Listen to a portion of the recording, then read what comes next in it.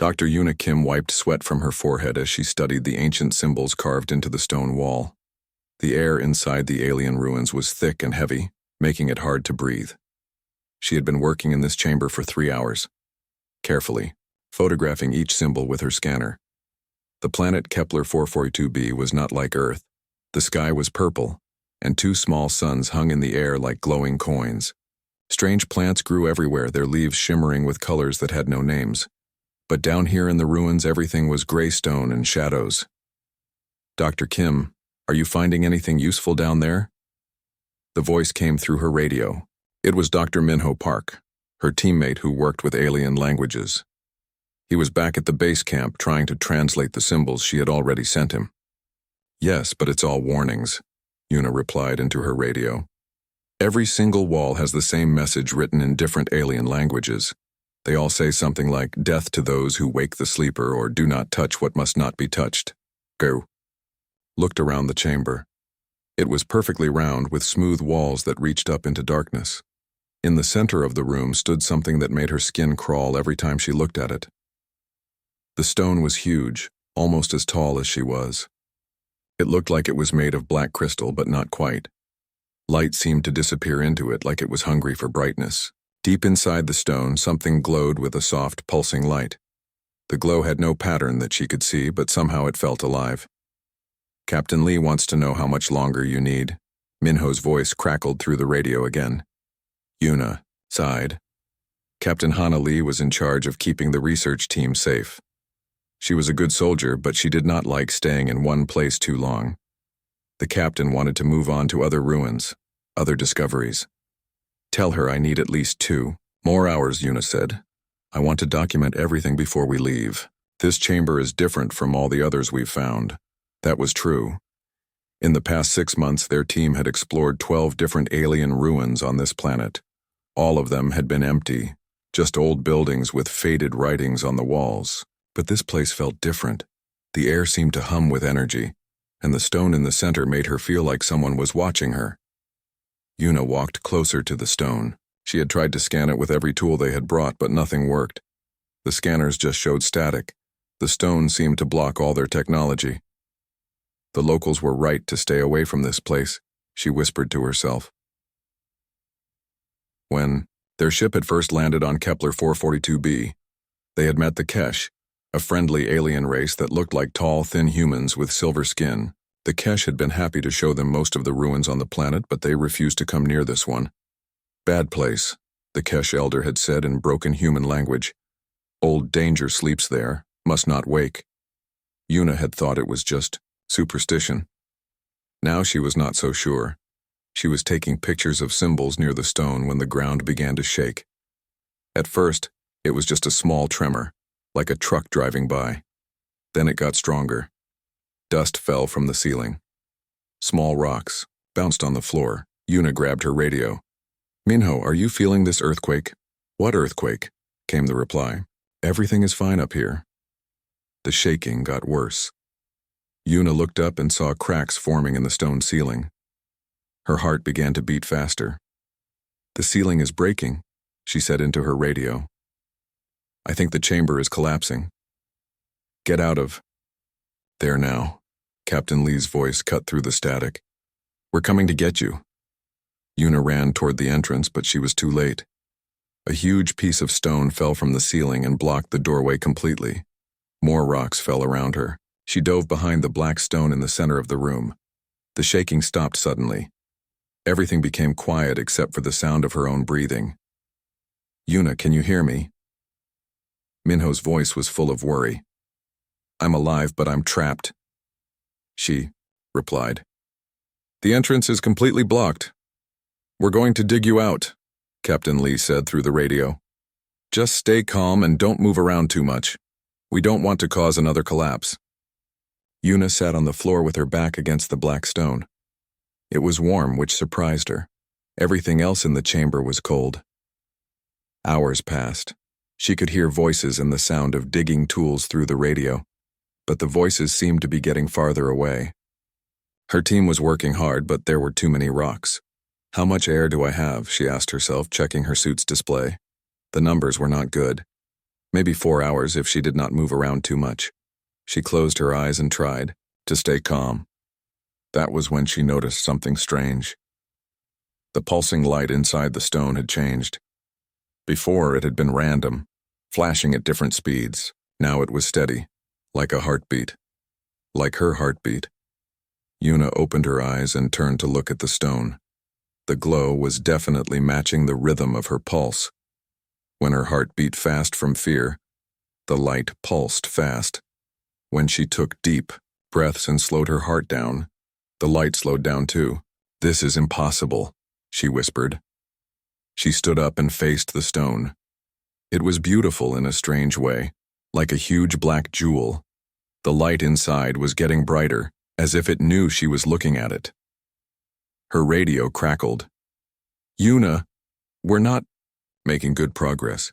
The rocks are too heavy. It might take 12 hours to dig you out." 12 hours. She did not have 12 hours of air. She looked at the stone again. Every alien race in the galaxy was afraid of it. They had all agreed to never touch it, never wake whatever was sleeping inside. But those aliens were not trapped and running, out of air. "I'm sorry," she said to the stone, though she did not know why she was apologizing. Yuna reached out her hand. Her fingers were shaking, but not from cold. She was scared, but also curious. What would happen if she touched something that had scared entire civilizations? Her palm pressed against the smooth surface of the stone. It was warm, warmer than her own skin. For a moment, nothing happened. Then the stone began to tremble under her hand, like it was afraid. A sound came from deep inside the crystal, soft and sad. It sounded like someone crying, or maybe someone who had been alone for a very long time. Then words formed in her mind, clear as if someone was speaking right next to her ear. The words were in Korean, her own language. "Mother, is it you? Have you come back for me?" Yuna pulled her hand back like she had touched fire. The stone continued to glow, brighter now, and the voice in her head sounded hopeful and scared at the same time. "Please don't leave me alone again, Mother. I've been waiting so long." The chamber filled with warm golden light. Yuna stepped back from the stone as cracks began to appear on its surface. The light was so bright she had to cover her eyes with her hand. "What's happening down there?" Captain Lee's voice came through the radio. "We're seeing light coming through the rocks." "The stone is breaking apart," Yuna said, her voice shaking. She could not believe what she was seeing. The cracks spread across the black crystal like spider webs. Each crack glowed with the same golden light. The voice in her head spoke again, but now it sounded excited. "Mother, you're really here. I knew you would come back for me." "I'm not your mother," Yuna whispered. But she was not sure if the voice could hear her thoughts or just her words. "You are," the voice replied. "You have the right touch. Only Mother can wake me without pain." The stone began to crumble away like old bread. Pieces fell to the floor and turned into golden dust that sparkled in the air. What was inside the stone made Yuna's breath catch in her throat. It was alive. The being that stepped out of the remains of the crystal was tall, about the same height as Yuna. It looked almost human, but not quite. Its skin was pale and seemed to glow softly from within. Its hair was white like starlight, and its eyes were large and silver. It looked young, maybe like a teenager, but there was something old and wise in those silver eyes. The being looked around the chamber with wonder, as if seeing the world for the first time. Then its eyes found Yuna, and it smiled. "Mother," it said out loud this time. Its voice was soft and musical. "I have waited so long to see you again." "Again?" Yuna asked. "We've never met before." The being tilted its head like a confused child. "But you are Mother. I can feel it. Your mind is quiet and warm, not like the others who came before." "What others?" "The angry ones with sharp thoughts, the scared ones who ran away, the greedy ones who wanted to use me." The being's face grew sad. "They all hurt to be near. But you feel like home." Yuna heard the sound of rocks being moved outside the chamber. Her rescue team was getting closer. My name is Yuna, she said gently. What's your name? The being thought for a moment. I had a name once, but it was in the old language. You can call me June. I like that name. June, Yuna repeated. How long have you been sleeping in that stone? Thousands of your years, June said. I was the last of my people to go to sleep. We were tired, Mother. The galaxy became too loud, too full of anger and fear. We could not bear to listen to all the pain. Your people? The first builders. We made many of the old structures you find on dead worlds. We could shape matter with our thoughts, but we could also feel the emotions of every living thing around us. June looked sad again. When the younger races began to spread across the stars, their emotions were like screaming. In our heads. We had to sleep until someone quiet could wake us. The sound of digging was getting louder. June looked toward the blocked entrance with worry. More people are coming, June said. I can feel their thoughts. Some are worried about you, but others are afraid of me. They don't understand, Yuna said quickly. Let me explain to them that you're not dangerous. But I am dangerous, Mother, June said quietly. My people's technology responds to my emotions.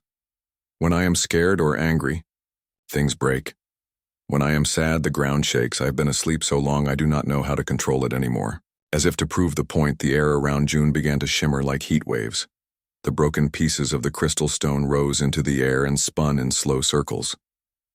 June, you need to stay calm, Yuna said. My friends are trying to help us. I'm trying, June said, but their emotions are so loud. The one with the strong thoughts, she is planning to capture me. The one with the curious mind, he wants to study me like a specimen.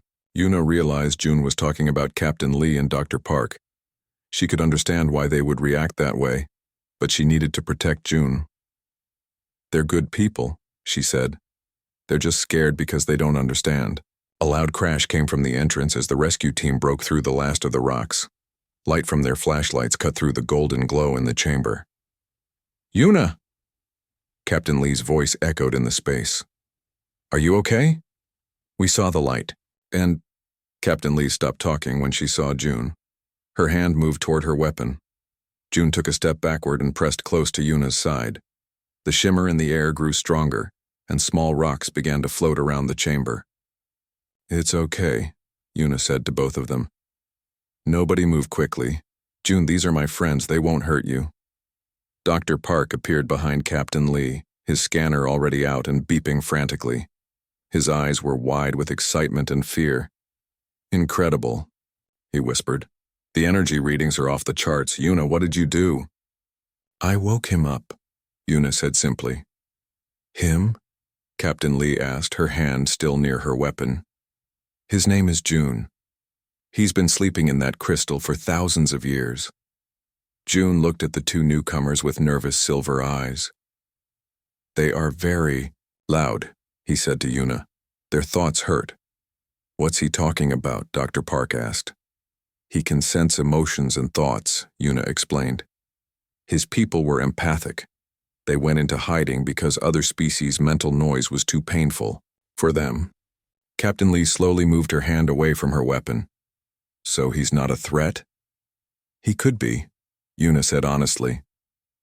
But he doesn't want to be. He's just scared and confused. June reached out and took Yuna's hand. His skin was warm and soft. Will you stay with me, Mother? I do not want to be alone again. I'm not going anywhere, Yuna promised. The floating rocks gently settled to the ground. The shimmer in the air faded. For the first time since waking up, June smiled again. We need to get back to base camp, Captain Lee said carefully. We need to figure out what to do about this. About me, June corrected sadly. About the situation, Yuna said firmly. You're not a problem to be solved, June. You're a person. As they prepared to leave the chamber, Dr. Park was already typing notes into his tablet. The linguistic implications alone are staggering. If there are others like him. There are, June said quietly. Many others. sleeping and waiting for Mother to find them. Yuna felt a chill run down her spine. She was beginning to understand that touching the stone had changed everything, not just for her but possibly for all of humanity. Back at the research base, Yuna sat with June in the main laboratory. 3 days had passed since they rescued him from the crystal, but he had not left her side for more than a few minutes. Whenever she went too far away, he became anxious and the equipment around him would start to malfunction. "Tell me more about your people," Yuna said, watching as June carefully examined a tablet computer. He learned incredibly fast, understanding new concepts almost instantly. "We were the first race to travel between the stars," June said, his fingers moving over the tablet screen. "We built the great stations you find floating in dead space. We carved the channels that connect distant galaxies. But we made a mistake." "What mistake?" "We thought all intelligent life would be like us. Peaceful, quiet, focused on creating rather than destroying." June's silver eyes grew sad. "We were wrong." Dr. Park sat nearby, recording everything June said. Captain Lee stood by the door, still uncertain about their strange guest. "When the younger races began to spread across space, we tried to welcome them," June continued. "But their minds were full of anger, fear, and greed. To us, being near them was like standing next to a fire that burned our thoughts. So you went into hiding," Yuna said. "We built the crystal chambers as shelters. Each one was designed to keep us safe until a race evolved that could touch us without causing pain." June looked at Yuna with those large silver eyes. "A race like yours." "But why do you call me Mother?" Yuna asked. "I'm not even the same species as you." June was quiet for a moment, thinking.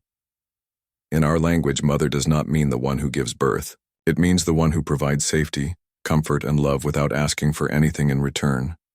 The one whose presence makes the world feel safe." Dr. Park leaned forward. "And humans feel that way to you?" "Yes," June said simply. "Your minds are different from other species. You have strong barriers that keep your emotions contained. When I am near you, I do not hear the screaming thoughts that other races produce. Instead, I hear something like music." "What kind of music?" Yuna asked. "Gentle music, caring music, the sound of someone who would protect others even if it meant sacrifice." June smiled at her. "You touched the crystal even though you knew it might kill you. That is the song I heard in your mind." Captain Lee spoke up from her position by the Dirkroom. "How many others like you are out there?" "Thousands," June said, "maybe tens of thousands. We scattered across the galaxy when we realized we could not survive among the younger races. Each crystal chamber holds one of us." "And they're all waiting for humans to wake them up?" Dr. Park asked. "They are waiting for Mother," June corrected. "We did not know what species would eventually be able to help us. We only knew that someday someone would come whose touch would not hurt." Yuna felt a heavy weight settle on her shoulders. "That's a big responsibility." "Yes," June agreed, "but it is not a burden you must carry alone. Once the others wake up, they will help. My people built many wonderful things. We can build them again, but this time for Mother's children." "Mother's children?" Captain Lee asked. "All humans," June explained. "If Yuna is Mother, then all humans are family." Over the next few hours, June shared more about his people's technology. They could manipulate matter at the smallest level, creating materials that were stronger and lighter than anything humans had ever made. They could build machines that ran on the energy that flowed between stars. They could even extend life far beyond its natural limits. "Why are you telling us all this?" Dr. Park asked. "Because family shares everything," June said simply. "Mother's children should have the best of everything we can provide." But as the day went on, Yuna noticed that June was getting weaker. His skin was not glowing as brightly as before, and he moved more slowly. "Are you feeling all right?" she asked. "I'm fading," June admitted. "Being awake uses much energy. Before, when my people were all together, we shared our strength with each other. Now I am alone." "What happens if you get too weak?" June looked away. "I will need to return to the crystal sleep.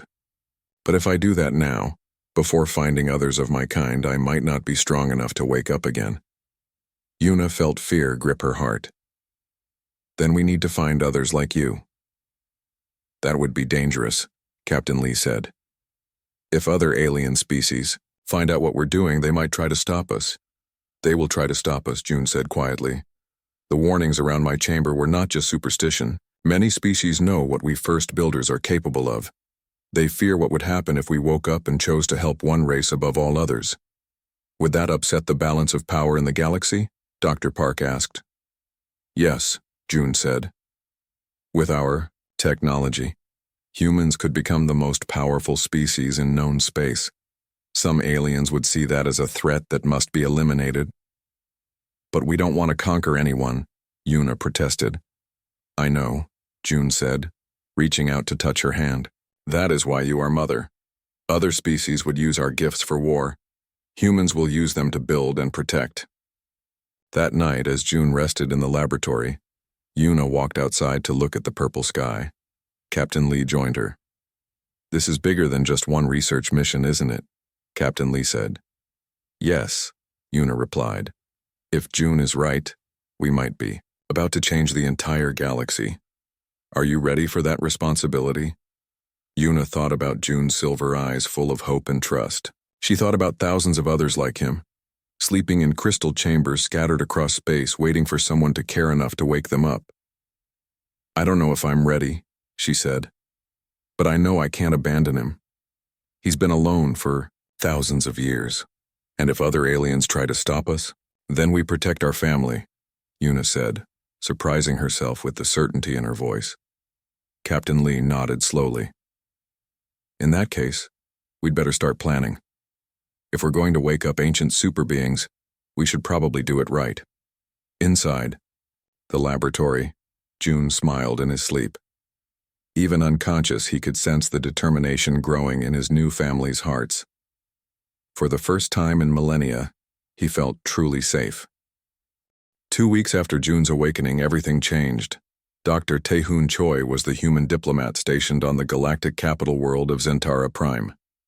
He was eating breakfast when his communication device began screaming with urgent messages. The subject line of the first message made his coffee cup slip from his hands. First builder confirmed awakened by human team. Within hours, Tae-hoon was standing before the Galactic Council, facing representatives from over 50 different alien species. The Great Hall was filled with clicking, buzzing, and growling as species talked in their native languages. The universal translator struggled to keep up with all the different conversations happening at once. Order, called Council Speaker Vex, a tall being with blue skin and 4 arms. We are here to discuss the human situation.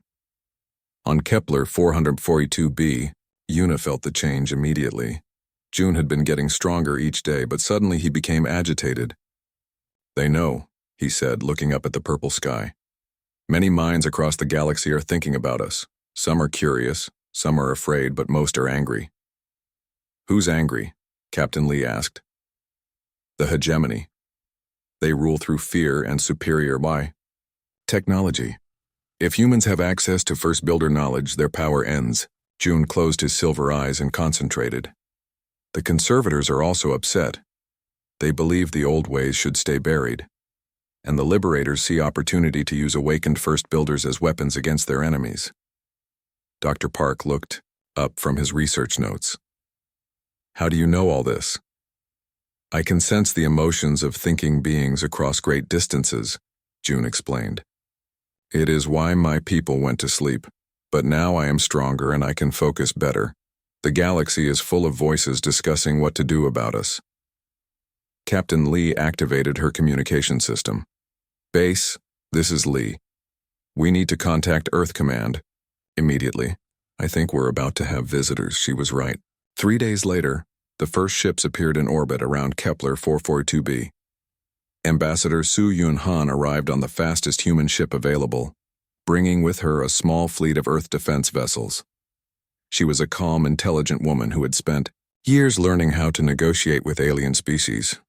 Dr. Kim, she said as soon as she landed at the research base, do you understand what you've done? I saved someone who needed help, Yuna replied. You've potentially started a galactic war, Ambassador Han said. 3 different alien coalitions are sending fleets here.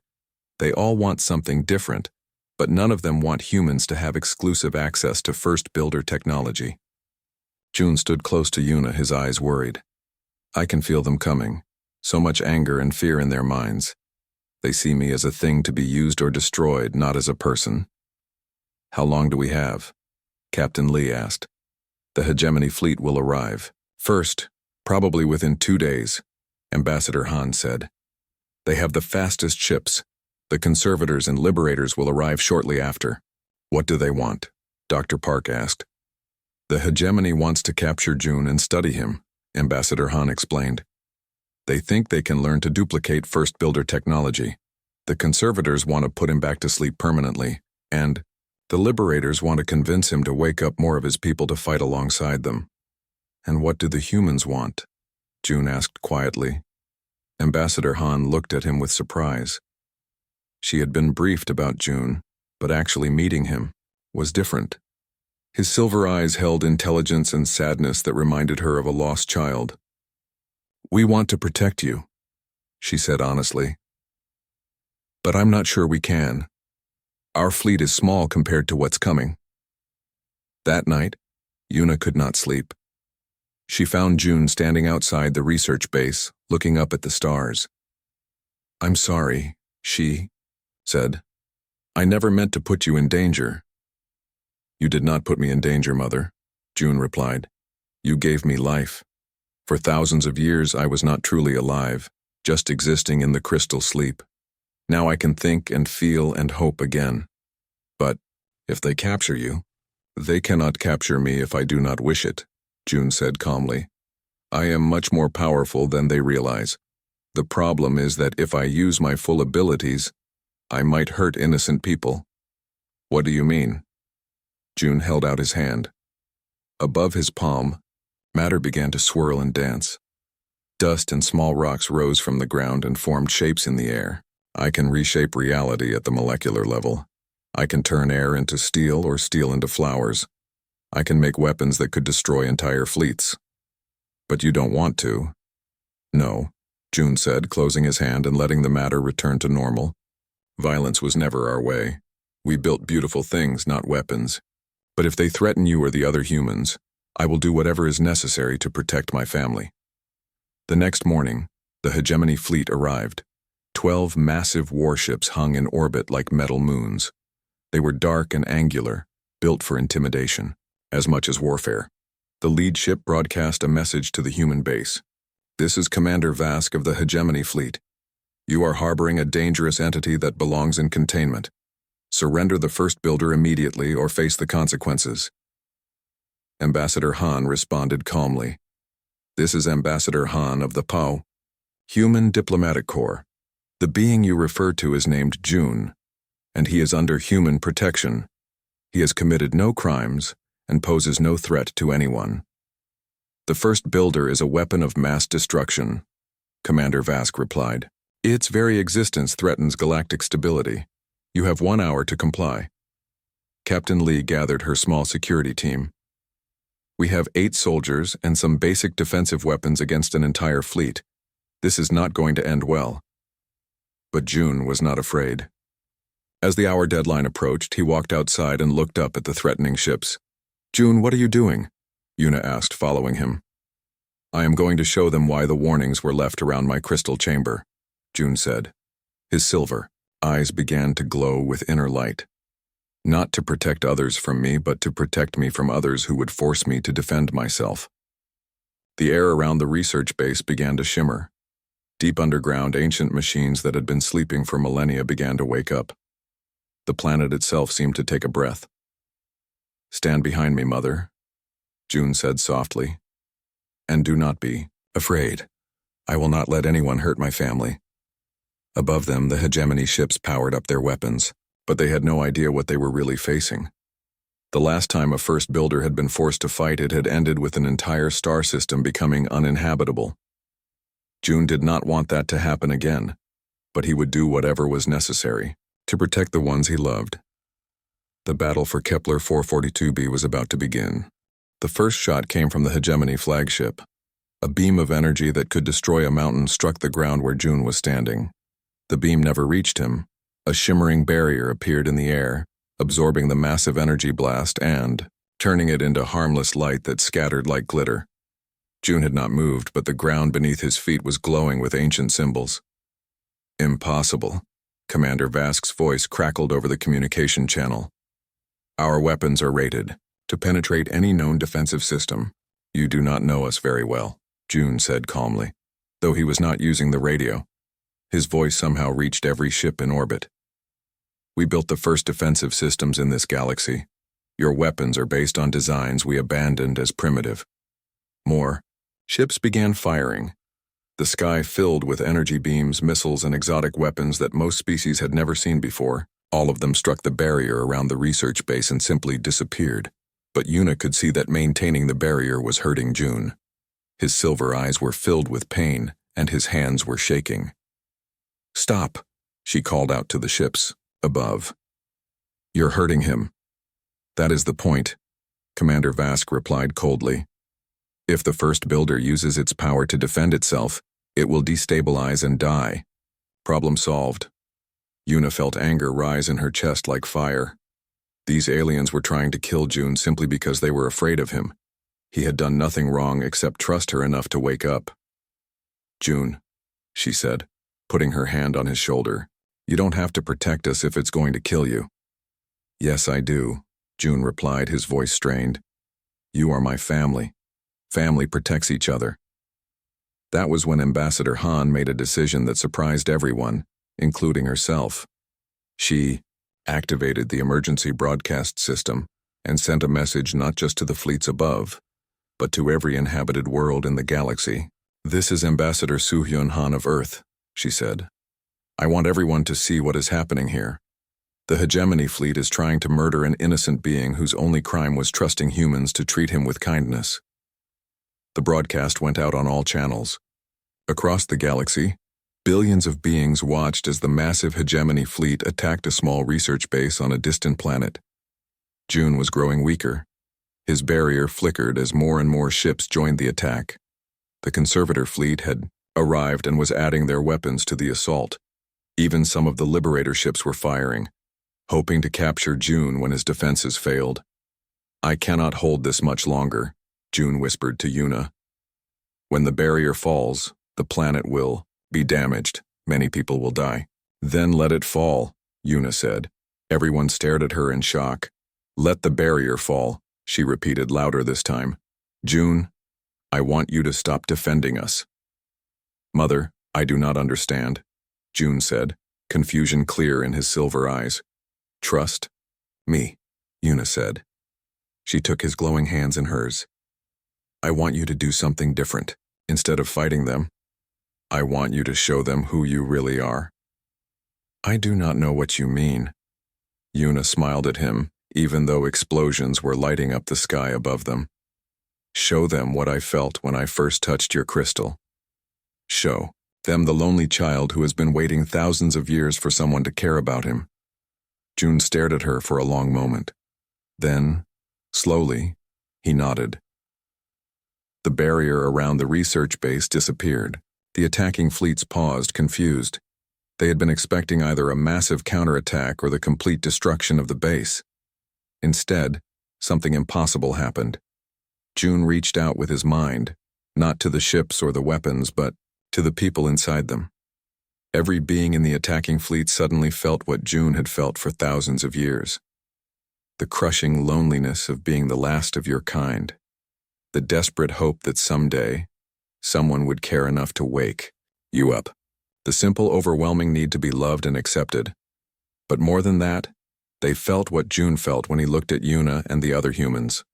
The warm, quiet peace of being near minds that did not scream with anger or fear. The joy of finally having a family that wanted nothing from him except his happiness. The attack stopped. Across the galaxy, beings who had been watching the broadcast began to understand. This was not about weapons or technology or power. This was about a lost child who had found a family willing to love him. Commander Vask's voice came over the communication channel, but now it was shaky and uncertain. What? What did you do to us? I showed you the truth, June replied gently. I am not a weapon. I am not a tool to be used. I am someone who was alone for a very long time, until Mother found me and brought me home. The humans are manipulating you. Another alien voice said. They want to use your people's technology. No, June said simply. Watch. He turned to Yuna. Mother, your people could have great power if I share my knowledge with them. You could build ships that travel faster than light, weapons that could conquer worlds, machines that could extend life forever. Do you want these things? Yuna looked at him, this powerful being who could reshape reality with a thought, and gave the answer that changed everything. Only if you want to give them to us, she said, and only if they will make you happy. I don't want you to be our tool, June. I want you to be our family. The silence that followed lasted for several long minutes. Then one by one the attacking ships began to power down their weapons. Impossible, someone whispered over the communication channel. No species refuses power when it is offered freely.